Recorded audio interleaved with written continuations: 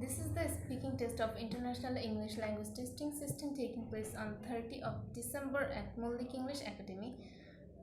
The candidate number is S220211 and the examiner is Jannat Jabin Soha. The examiner number is S220211. Good morning. Can you please tell me your full name? I'm Ashra Jannat, so you can call me so. Okay. Can you show me your identification card, please? So in the first part, I will ask you about your personalities. Are you ready? Yeah, I'm ready. Okay, so are you a student? Yeah, I'm a student of class 8 at MUBC. Okay, so where are you from? I was born and raised in Dhaka. Well, what are your hobbies? Actually, I have many hobbies, but mostly my hobby is traveling and gardening. Well, so in the first part, I will ask you about languages. How many languages can you speak?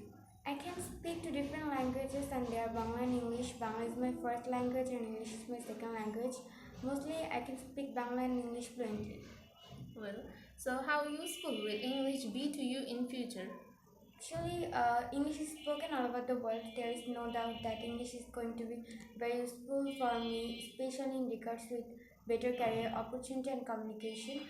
Moreover, I have a plan to travel as many countries as possible in the world, and then English should be the language for communicate with others. Okay. What do you remember about learning languages at school? Well, I don't have much memories about learning languages at school. In our country, the school community can't provide us enough facilities to learn any kind of languages. For example, English. In our school, we can just learn English as a subject, not a language. At first, we taught alphabets, rhymes, stories, and poems. Moreover, the class times aren't so long. Well, so what do you think would be the hardest language for you to learn? I think that Chinese is the hardest language for me to learn because one literally has to memorize thousands of its character, and this language is really very hard to speak and pronounce, and the grammar of this language is really very hard for me to learn. Okay, so now I will give you a cue card. You'll have to think about this topic for 1 or 2 minutes. You have to think. First of all, you have to think about this topic for 1 minute. You can take a note if you wish. Okay. Your 1 minute is starting now.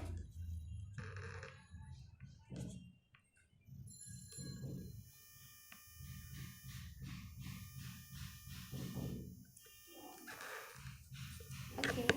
In the present era of technology, online shopping has become more famous nowadays. I have shopped on many websites, but the one I would like to talk about today is Amazon.com. Amazon.com is the website that allows people to buy and sell things from electronics to fashionable cars to antiques and much more. It has a big platform that connects millions of buyers and sellers around this world. Last month, I bought a Wi-Fi router from Amazon.com, so I searched for a suitable router and found a good one at a reasonable price. I was extremely satisfied with what I bought, and it was really as described in the listing, and it worked flawlessly. It was easy to install and I had no trouble setting it up. The seller shipped it promptly and it arrived on time.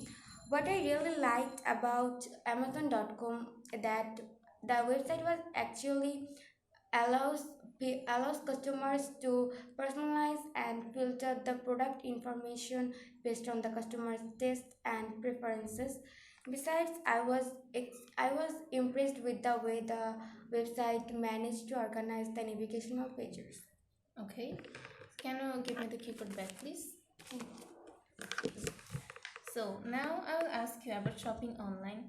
What kinds of things do people in your country often buy from online shops? In our country, online shopping has become so famous nowadays, and in our country, people often buy from online shops like foods, regular grocery items, and medicine. Other than these things, people are using online shops also to buy things like like cosmetics, clothing items, home appliances, electronic devices, and much more. Well, so why do you think online shopping has become so popular nowadays? I think online shopping has become so popular nowadays for several reasons. Like it saves our time and energy since we don't have to run a physical store, deal with cart and stand in lines to buy things. Also, it offers a wide range of options in choosing a product and price comparison before actually buying a product. And also, COVID-19 virus has made online shopping more famous nowadays. Well, so what are some possible disadvantages of buying things from online shops? Actually, there are several disadvantages of buying things from online shops like delivery. Most of the time, delivery doesn't arrive on time. Even it arrives on time, the product gets damaged, and the price of the product is also of an issue as it gets higher because of adding the shipping charge with it. Well, so why do many people today keep buying things which they do not need? Well, people like to attribute different reasons to the culture of consumerism. People try to impress others and want to make feel more important in front of others with the things that they own. People are more liable to the advertisements on the media and their catchy messages than people like to believe. Well, so the last question is how possible is it to avoid the culture of consumerism? In the age of international trade and commerce, it is really difficult to avoid the culture of consumerism because we have become much used to the comfort and luxury of life, like people have food on their table, houses to live in, and clothes to wear, etc.